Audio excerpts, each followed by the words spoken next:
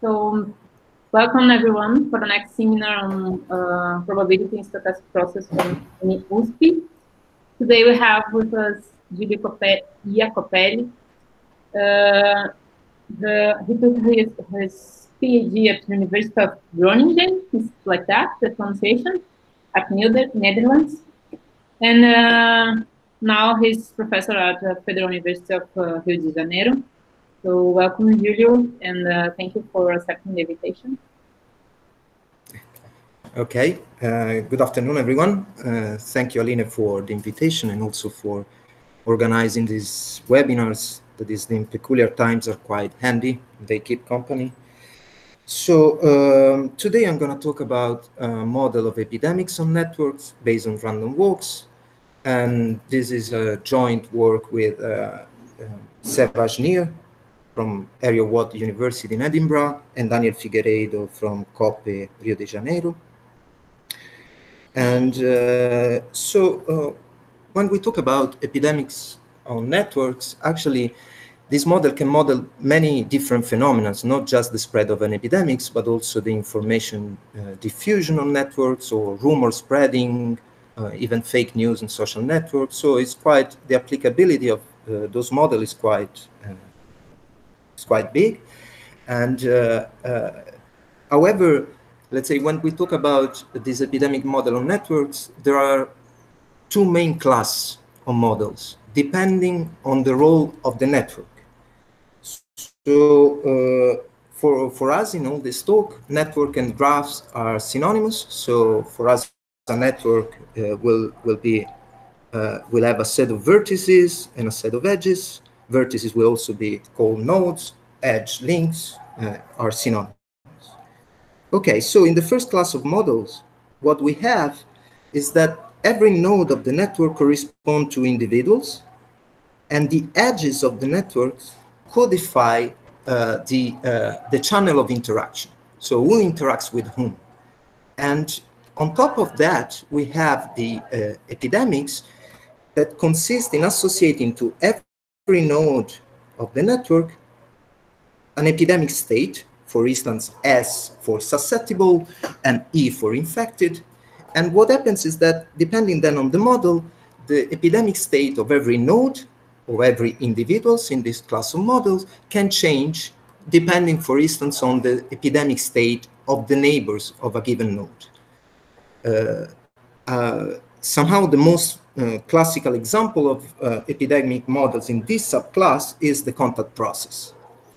And in particular, in those models, what we have is that the underlying network structure directly affects how the epidemics evolves on this network.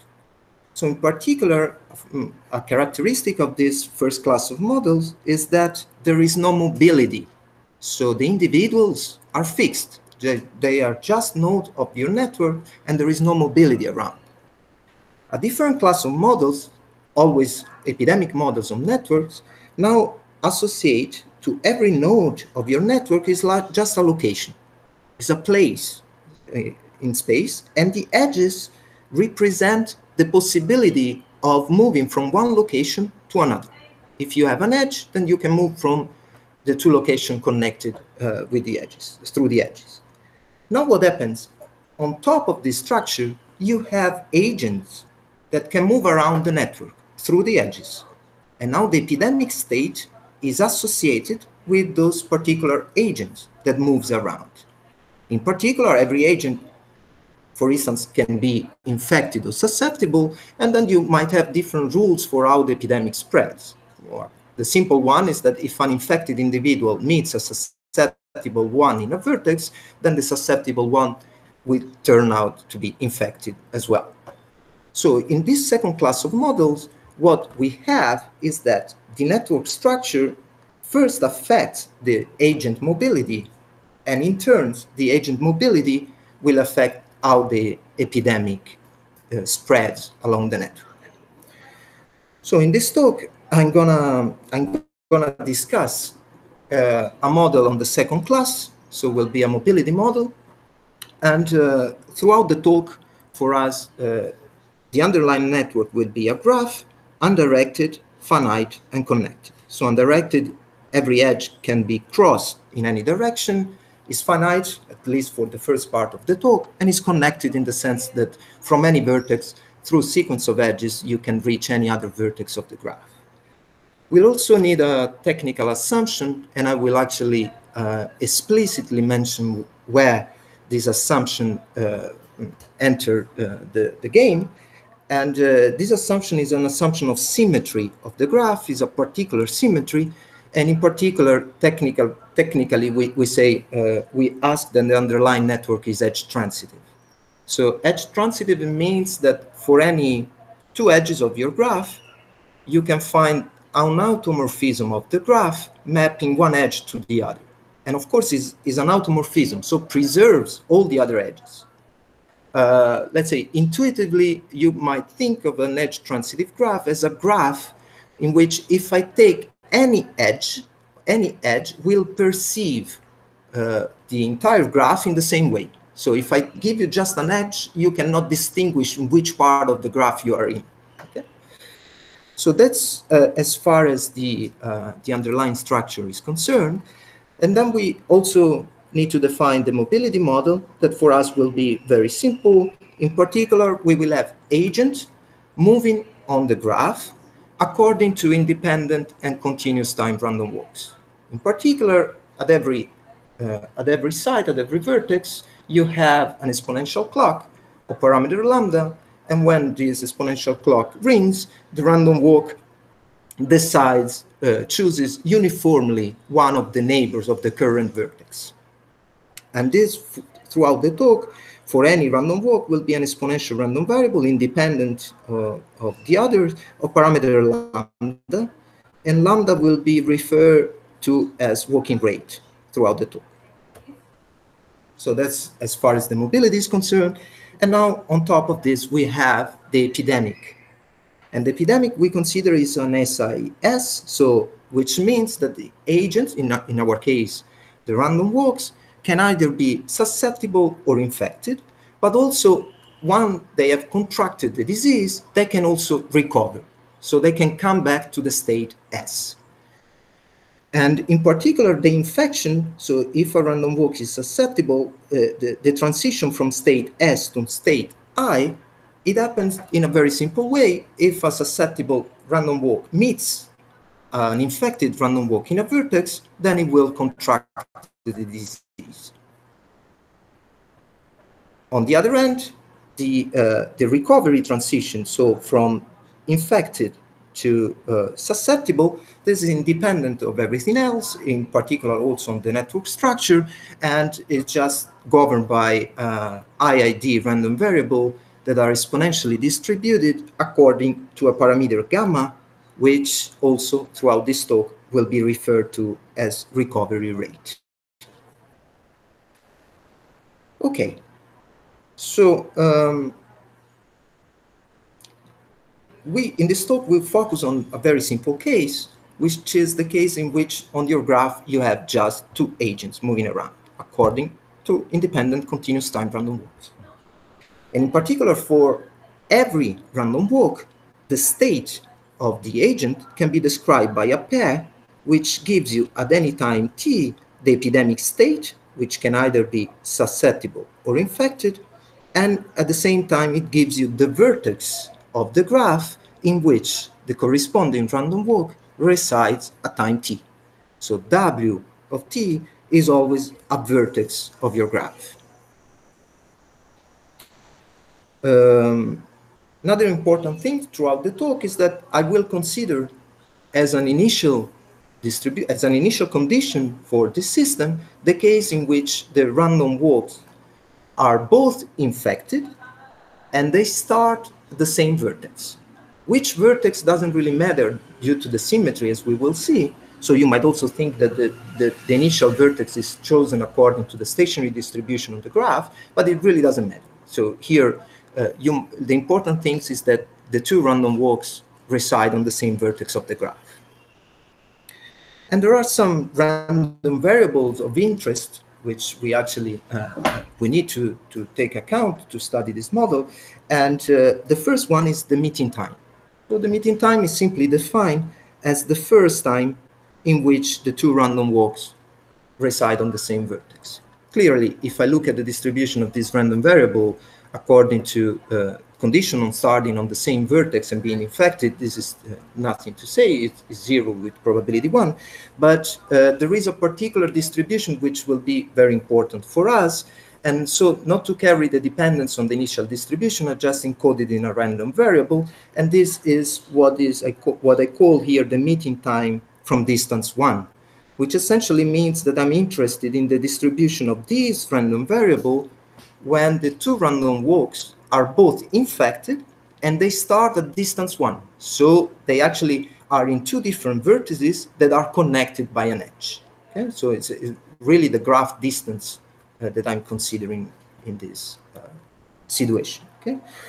And now here you can immediately see, or I don't know if you see, but it's not really difficult to see, is that when I consider this random variable, so the meeting time from distance 1, given the assumption that the graph, the underlying graph, is edge-transitive, the distribution of this random variable does not depend on the specific edge that I'm considering, but will be the same. As soon as I know that the random walks are both infected and they are at distance 1, then the distribution will not depend on which specific vertices they are in. So that's where we use the assumption of edge transitivity for the graph. And also, let's say, so far, if we look at this, we have that the distribution of this random variable m has nothing to do with the epidemic on top, only depends on the graph structure and on the walking rate, so how the random walks move. So, but now we come to really a quantity of interest for us and throughout this talk, which is the end of the epidemics. And this is defined like the first time when both random walk are in the susceptible state. So when this happens, if you look at the system, you will only see the two random walks moving around the graph, but no infection will take place after this time because there are none of the two random walks are infected, and so there is no possibility of transmission of the disease. Okay? And of course, for how the model is defined, the distribution of this random variable now, it will depend on everything. Okay? So it will depend on how the random walks, how often the random walks meet. It depends on the graph. It depends on the recovery rate. It depends on the walking rate. So, and this is really the quantity of interest for us in this talk. What I mean of interest is that, well, it would be nice, for instance, to understand the distribution of this random variable. Intuitively, if you think about the model, it should be clear that this random variable is related to the distribution of the meeting time, because more often the random walk will meet,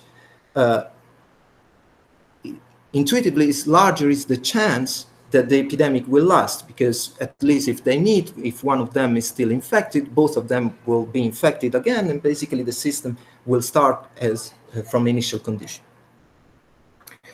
Okay, so the first result that we have maybe is not the most beautiful one, but we'll see that it's quite handy in to carry out some explicit computation. And basically, in this theorem, we managed to relate the distribution of the end of the epidemics with the distribution of the meeting time. And this is through the Laplace transform. So we've chosen the Laplace transform, could have been the characteristic function. I think it doesn't really matter, but it's just something that contains all the information about the two random variables.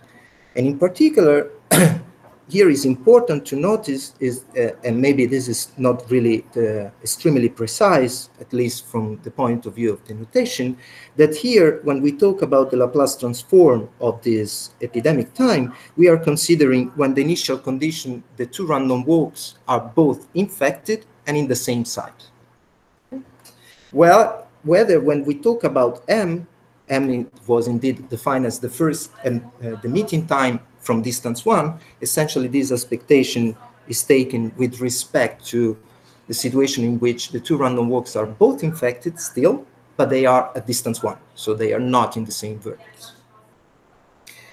Okay, and so in this expression, which I acknowledge is not, as I already said, the most beautiful one, but at least we carry out, we managed to see this connection between these two distributions. Here you have the Laplace transform of the meeting time computed in a particular point, which also depends on the walking rate, and also appears here the walking rate and gamma the recovery rate. Okay, so, well, before I get to maybe to see an application, I would like to briefly discuss a bit the idea of the proof, because I think it's quite nice and simple, so it might be instructive to have a look at. So, how do we obtain this particular relation here? This particular relation is obtained. Let us look at the quantity we have when we consider two random walks. So we have that the recovery rate of each of the two random walk, the walking rate, so the time it takes for random walk to make a step, and then we can define, for instance, the first recovery, which actually is the minimum of two independent exponential random variables. So the distribution is quite easy. So you see why all this assumption helps to carry out explicit computation, and also we can define the first jump. So I have two random walks, continuous time. If I define the first one to jump is the minimum, it will be an exponential with a rate which is the double. And also it's important to have to define the last recovery, okay, which will be in this case the maximum of two independent exponential random variable. And also in this case the distribution can be explicitly computed, and it appears here, but it's not really important for us. Okay, what is important are these three quantities. So the relation, the theorem 1 was obtained by writing proper recursion for the random variable we are interested in particular for the end of the epidemics. So if we consider now t is the end of the epidemic time, so the first time when both random walk are susceptible, when they start both infected at the same vertex. So consider this case, then what might happen? It might happen two things. Either the first one recovers before the first one jumps, or the first one jumps before the first recovery happens. So whenever the first recovery happens before the first jump happens, then the situation is that one of the two random walks will recover, but will still be in the same vertex as the infected one, so will be immediately infected again. And we come back to the initial state. So essentially, whenever this situation happens, what we have is that this time has elapsed, but then we come back to the initial condition, so we have another random variable independent on this one, but exactly with the same distribution. On the other hand, if one of them jumps before the first recovery, then what happens is that we have two infected random walk, a neighboring site. So then what happens is that this time will be elapsed, and then I have to wait for which time?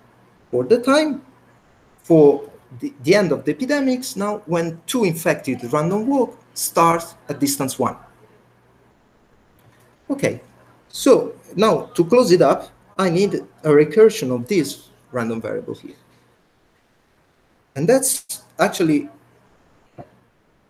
is along the same line, it's quite simple as well. So we have two random walks infected at distance 1. Then what might happen now?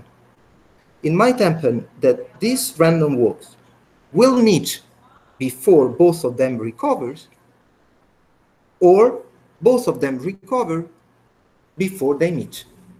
And recall that this m it was the meeting time at distance 1. Okay, so if they meet before both of them recovers, then we have This time will be elapsed, but then they will meet. One of them will still be infected, at least one.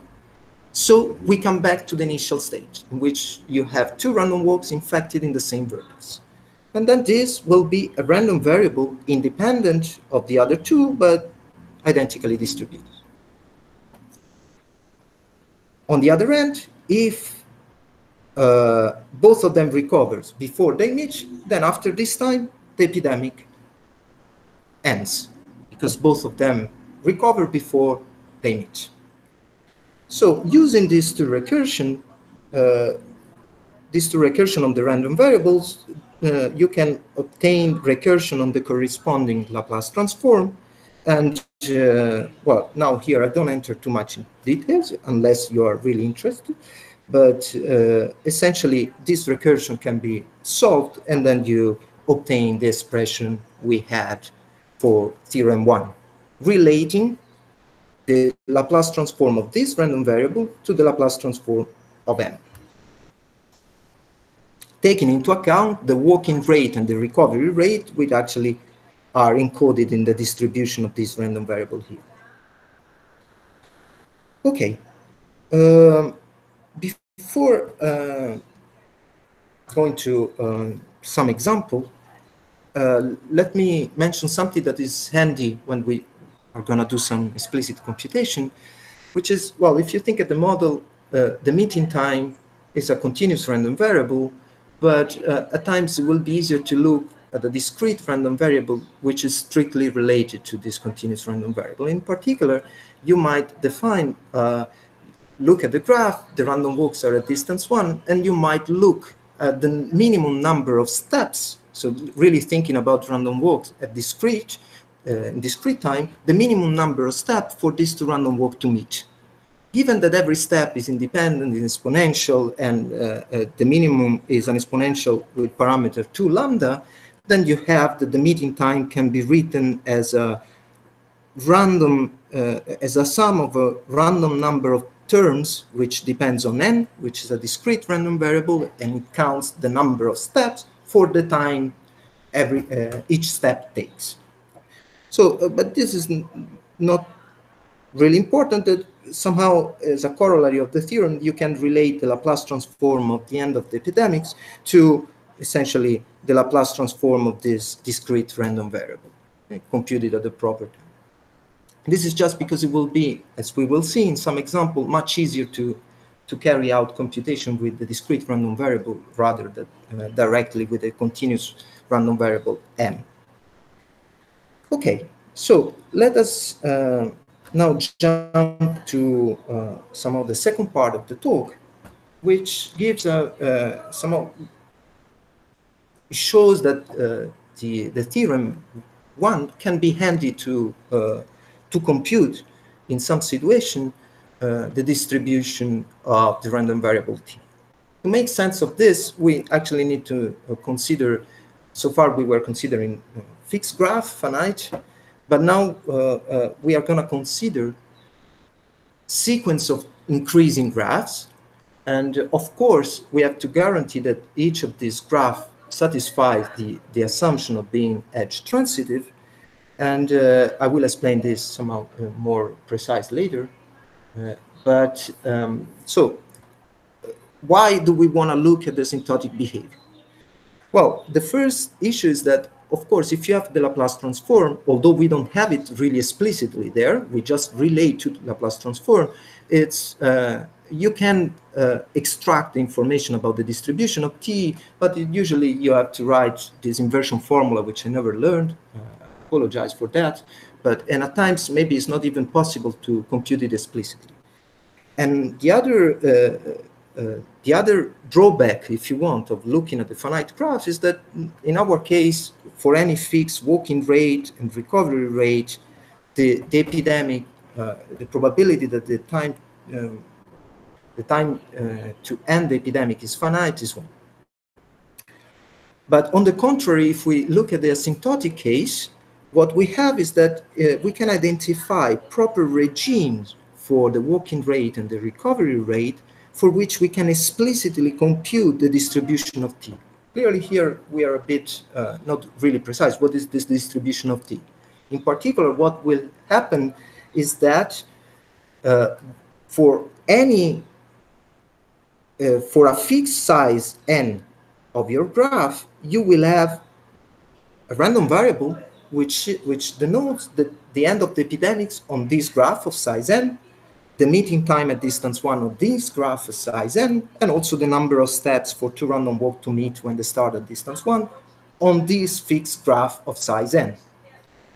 So actually what we are interested in more formally is that if we consider this increasing sequence of graph, what this gives rise is to a sequence of random variables indexed by the size of the graph. And essentially what we are interested in is to study the behavior of this sequence of random variables. Does it converge? Where does it converge, etc. Okay. Also for somehow simplicity, I don't know if for simplicity or not, but you could choose different regimes. We focus on the fact that when the graph size is increasing, also the walking rate as well as the recovery rate is increasing. I do not have a very good explanation why we consider that, and was not made ad hoc for the computation. I think you can carry out also for different regimes, but somehow it's the fact that, well, the size is already increasing. It's a sort I would like the behavior in each of the graph to look more or less the same. So if the graph is increasing, I want to speed up also how the random walks moves. And at the same time, I want to speed out the recover, not to create any bias towards some behavior. But as I said, this is somehow a lame justification for this. Anyway, we assume that the walking rate and the recovery rate both grow to infinity when n goes to infinity.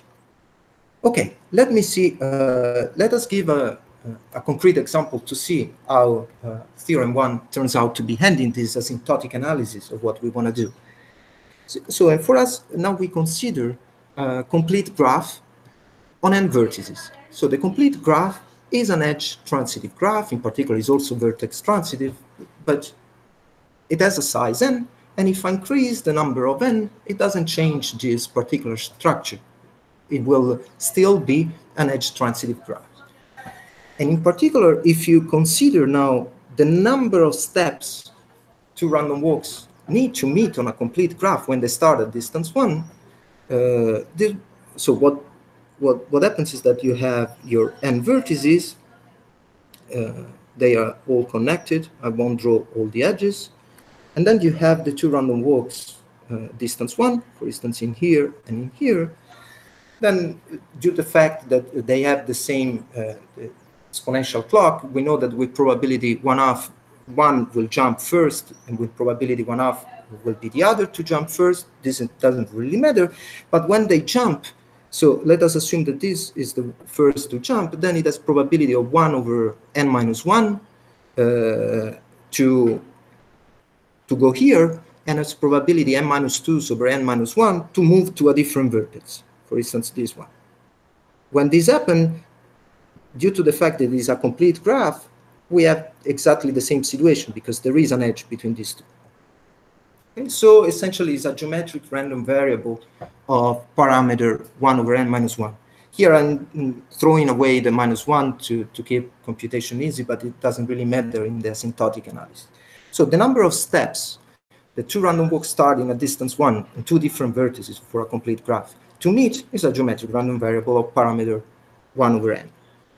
And in particular, this already gives, using the relation we had, that the meeting time at distance 1 will be an exponential random variable with parameter which will be twice the walking rate divided by the size of the graph. So if we do that, then we know also what is the Laplace transform of this. We can apply our theorem 1, do some computation, and arrive to an explicit expression which depends on the point we are computing the Laplace transform, S. It depends on the walking rate, the recovery rate, and the size of the graph. So now that we have this, what we are interested in is to find suitable regimes for lambda n and gamma n for which these things converges point-wise to something that we know to be the Laplace transform of some random variable. which this will guarantee that the sequence of random variable Tn, maybe properly rescaled, will converge to in distribution to a certain random variable.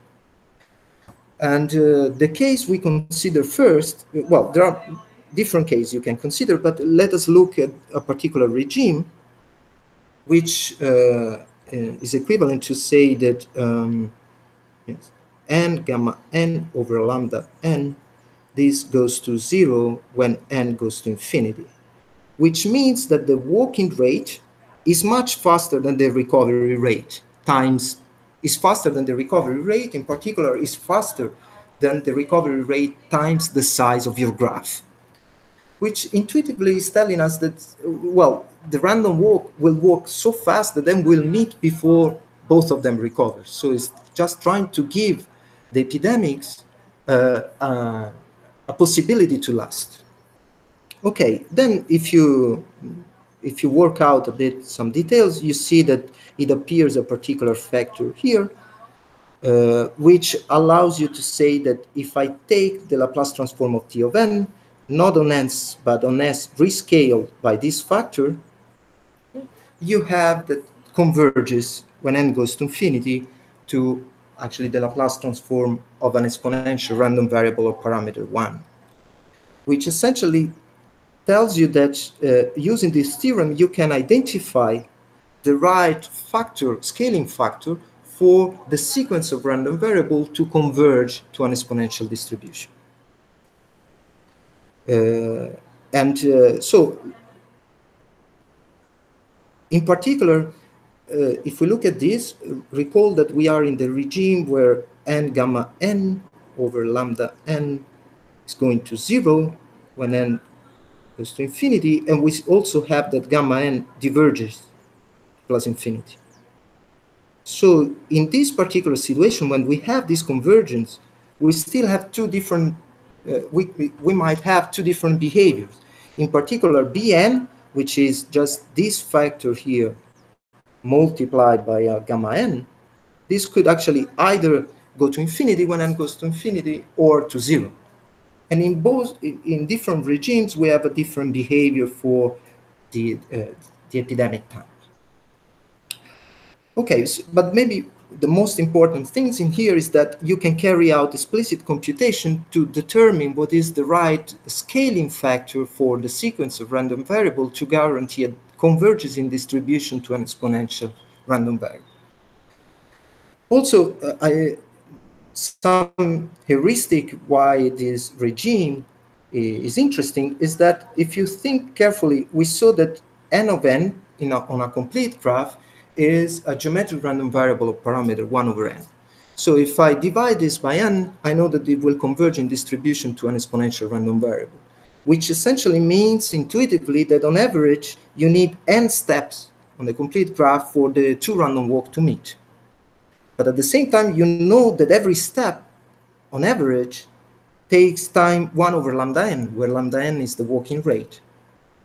And the average time to recover is 1 over gamma n. So when we look at this regime, which was, once again, n gamma n over lambda n going to 0 when n goes to infinity, we are essentially saying that the average time to recover is much bigger than the average time to meet, which essentially saying that likely the two random walks will meet before both of them recover. Okay, so there are also, you can perform this analysis in other different regimes, always for the complete graph, but I won't enter now in these details. What I want to say is that, okay, nice, we found a nice application for the theorem 1, but it's a bit laborious because you have to work out the details and find the right rescaling. It's nice because it's neat, but it's not very elegant. So then the question is, can we actually find a better way? Can we maybe extract from theorem 1 some sort of corollaries or other theorem which will characterize the asymptotic behavior more easily? One important thing is that it's the connection between the end of the epidemics and the meeting time, or equivalently of the number of steps for the two random walk to meet. So in particular, in this theorem 2, which was essentially is just working out some details from theorem 1, but it's neater, I guess, it says the following. If you can identify a sequence of numbers converging to 0, such that if you take the sequence of number of steps for two random walk to meet when they start at distance 1, scaled by the factor an, if these things converge in distribution to a proper random variable, which has finite first and second moment, then in the particular regime, so it's a regime which still depends on the recovery rate, the jumping rate, the walking rate, and also the particular sequence that I found here, then the theorem will tell that you have an explicit scaling factor for the sequence of random variable Tn to converge in distribution to an exponential random variable of parameter 1. Just to maybe to see why this is more elegant, let me apply already to an example that we already saw, that is the complete graph, but it will be much easier, at least in a particular regime. So this n of n is a geometric random variable, parameter 1 over n. So we know that this divided by n converges in distribution to an exponential random variable, of parameter 1. So essentially, this is telling you that the sequence A of n is of this form, the sequence of this theorem. And the exponential random variable, which is the limiting random variable here, is first moment equal to 1, second moment equal to 2. So then you already have the scaling factor, which is this, which in this particular case reduces to what we had before. So, but this is much easier to do. Okay, let me, to show that this theorem is ending in itself, let us consider a different situation, different graph, which still is edge-transitive, and we will take the asymptotic of this sequence of edge-transitive graph belonging to a particular class, which is the complete bipartite graph. So the complete bipartite graph, here we have a graph which has one block of size m, another block of size n minus m, and a vertex here will be connected to all the vertices in the other blocks, so it's complete in this sense, but no edges between vertices of the same partition, because it's a bipartite graph. Okay, so also in this situation, what happens is that, recall that this is the number of steps for two random walk to meet when they start at distance 1. So if they are at distance 1, necessarily they will be in different blocks. Okay, so one will be here, for instance, and the other will be here. Now what happens is that this random variable is not difficult to see, can only assume odd values, okay? And then what happens? This one with probability 1/2 will be the first to jump, and then it has probability 1 over m to jump exactly in this position and to meet the other one. So this random variable will be 1 with this probability, or with the reverse when this jumps and gets exactly here, which is probability 1 over m minus n.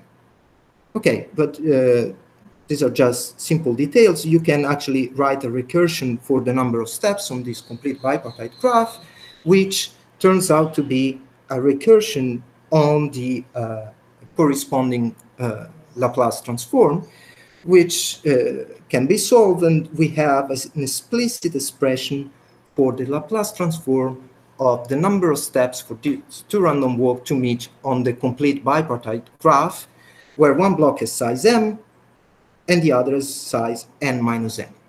Okay? So far there is no asymptotics, just fix a complete bipartite graph, and this is what you get.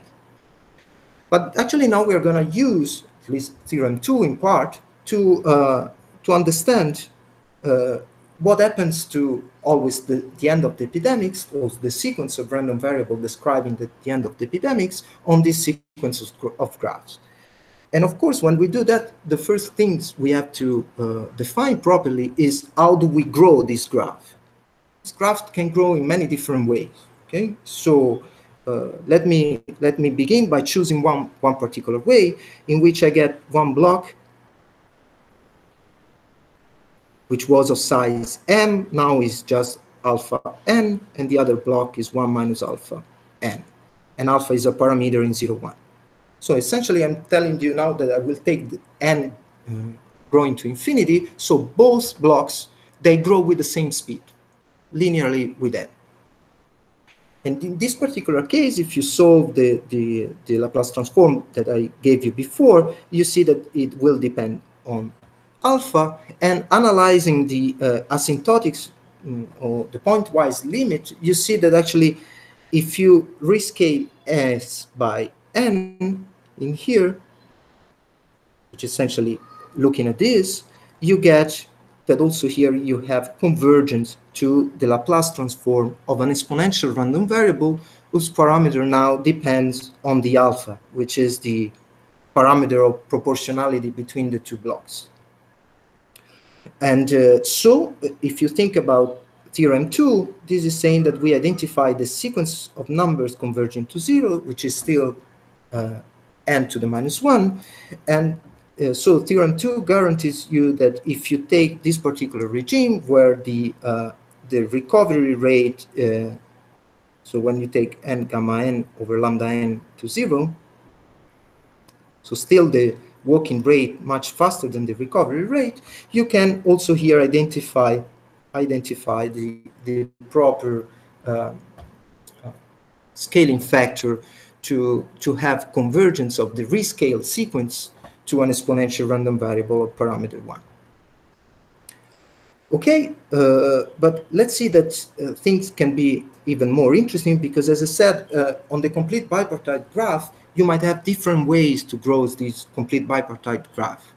Here we consider one in which the two blocks were growing with the same speed, but we could also consider a different situation in which one block, just a function, grows like a function of m, the other will be n minus this function m of n, and we take m of n still growing to infinity, but slower than the other block. So this block will grow faster to infinity than this one.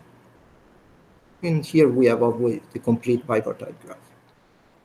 So if we apply the same things, once again, we see that now the proper scaling factor for having convergence of the sequence of the number of steps is 1 over m, where m is this function, so it's a function of n.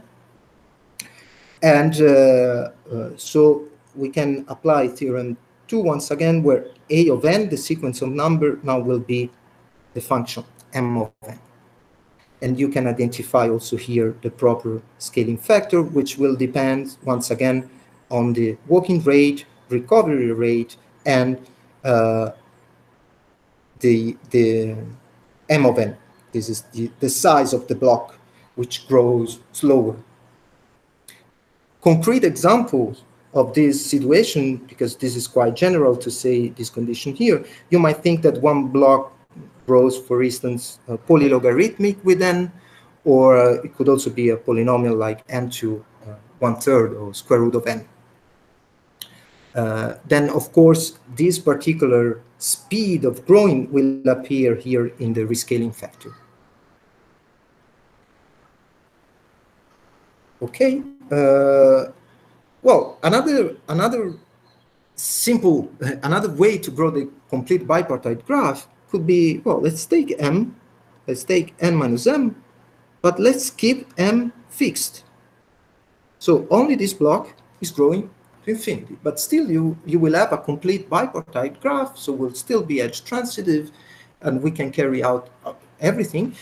But the difference here is that due to the fact that this partition is not growing with n, actually what we obtain is that the number of steps for two random walk to meet already without any scaling sequence of number converging to 0 is converging in distribution to a random variable whose Laplace transform is that one.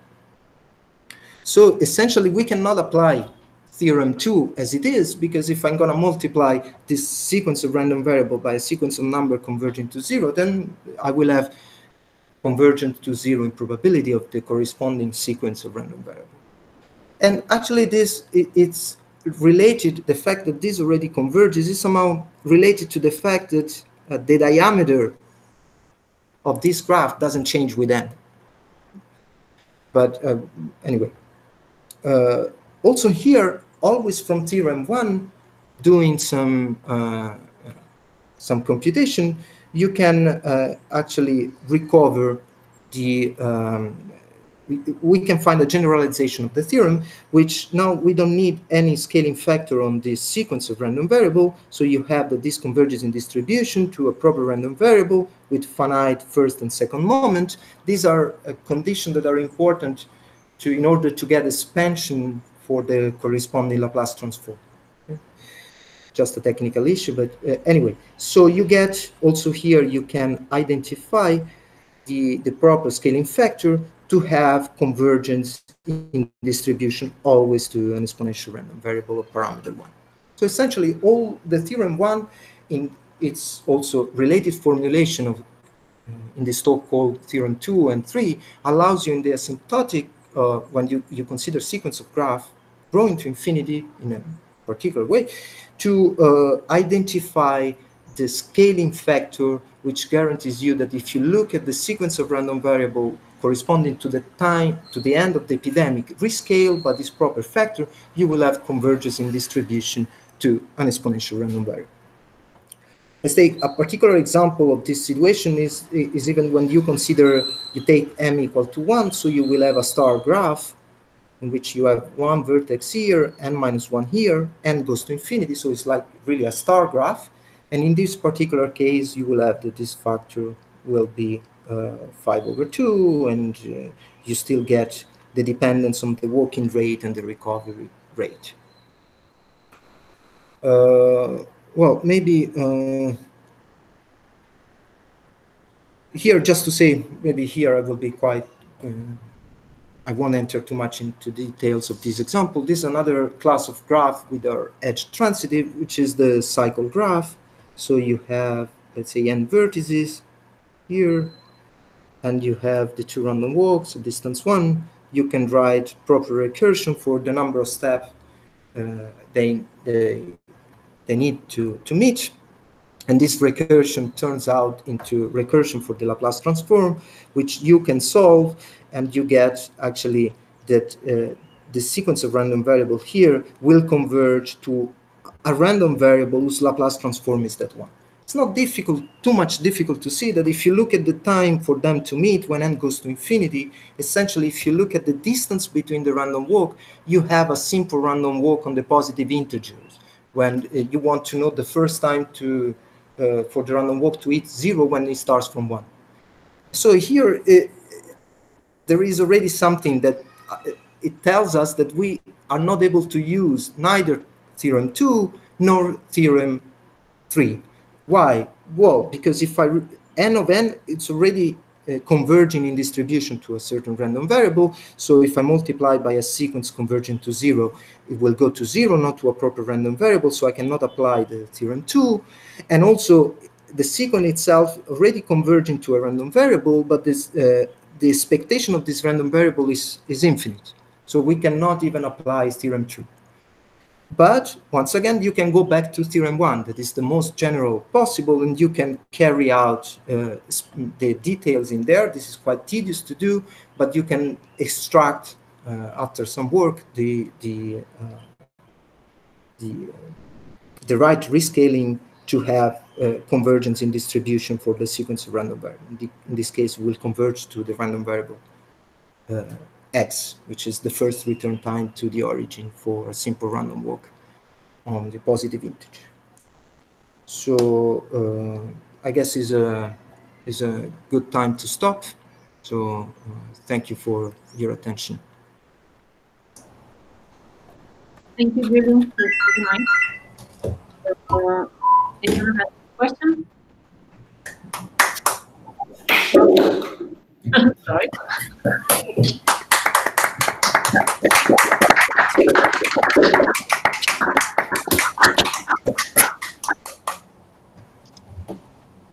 Do we have questions or comments?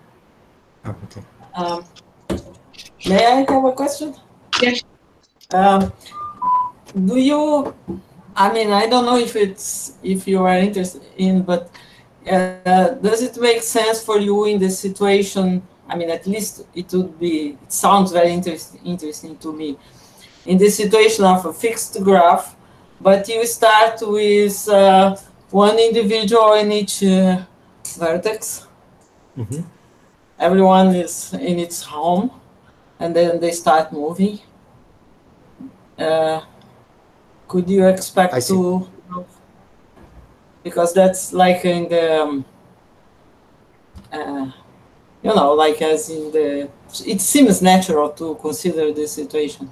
Yeah, absolutely. And actually, what I thought a bit about the case. Essentially, you are asking what about the case when you have several random walks and you consider a particular initial condition in which they occupy every vertex of the graph. The graph is finite, and actually, I think what I expect, and it would be very interesting, is a similar behavior as a sort of phase transition. Although we have to properly define what is this phase transition in the finite volume.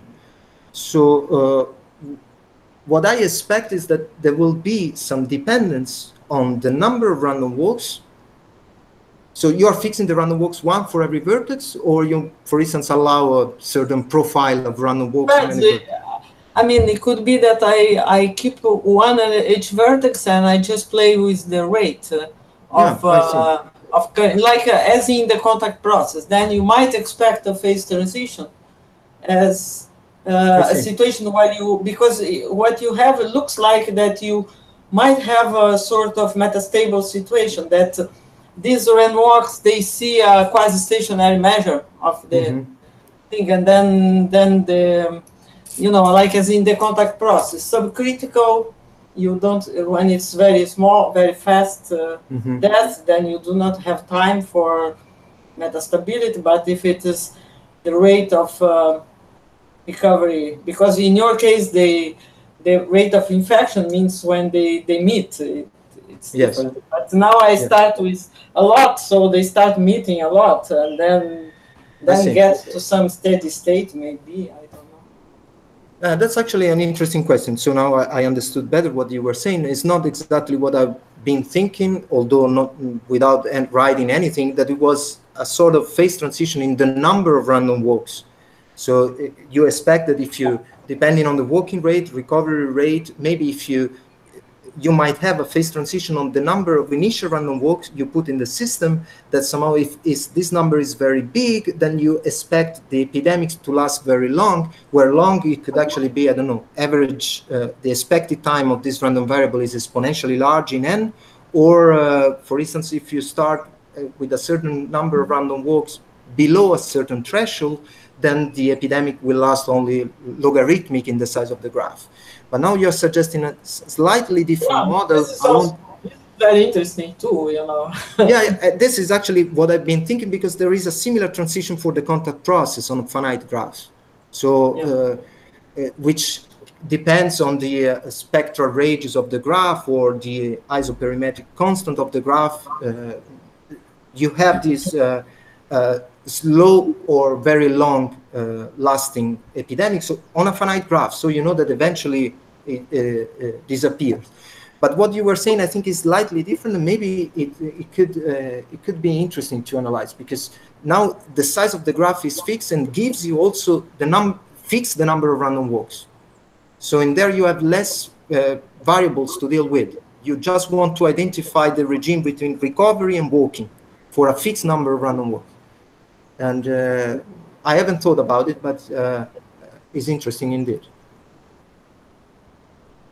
Thank you very much. Very interesting. Very nice. Thank you, Lali. Anyone has any other comment or question? Yes, I'd like to ask about the torus, higher dimensional torus, I guess, beyond the cycle, because the cycle is the one-dimensional torus, right? Mm-hmm. So what about more dimensions? Actually, in there, I've been lazy not to carry out the computation, and well, it is interesting, but I haven't carried out the computation to identify a proper scaling in there. I suspect, because there also the diameter is growing slower, I guess, no? And faster than in the cycle. So I don't know. But well, it could be done. Couldn't you have some sort of survival there? Because I don't know, in more dimensions, there's a chance that the walks will never meet. I don't know. It depends on the scaling, I guess. Because exactly, because you're right. Okay. Because they can walk very fast. Right. So right. Okay. I think in all of this, even for the cycle, I mean, everything depends on the speed of walking and recovery. So even in higher dimension, I don't know. I suppose you might really speed up the walker so fast, which the transients of them, I don't know if will really affect. Okay, thank you. Thank you very much. Do we have more questions or comments? I have a question, but maybe it's a stupid one. It seems to me that the difference between your when you can apply your first or second theorem is more or less about the degree of your graph, or am I wrong? I mean, when you have a degree or in your vertex of order n, you are in one situation, and you have something which is finite, you have another situation. Is this true, or am I wrong? I mean, if you have any indication about this, instead of looking at by complete graphs or graphs which are growing up with n, or bipartite graphs which are growing up or controlling with finite vertex, instead of looking at like that, looking at in degree, like an approach of the degree of your graph or mean degree of your graph, something like that. Yeah, honestly, I don't know about it. If you think about the complete bipartite graph, especially in the case when one block is fixed, then if you look at the degree of the vertices in one block and in the other are different, and one is growing and the other is fixed. So I don't really know whether the degree could actually be a variable codifying the symmetry of the graph, without considering also that we are strongly using edge-transitive. And I could give you a regular graph in which every vertex has the same degree, for instance, vertex-transitive, which is not edge-transitive. So I'm not sure about it. Maybe it's the case in some situation, but in general, I don't. I should think about it to give you a clear answer. So I don't know. Anyone has any question or comment? If not, let's thank Giulloi and turn on our. Thank you, everyone, for the attention.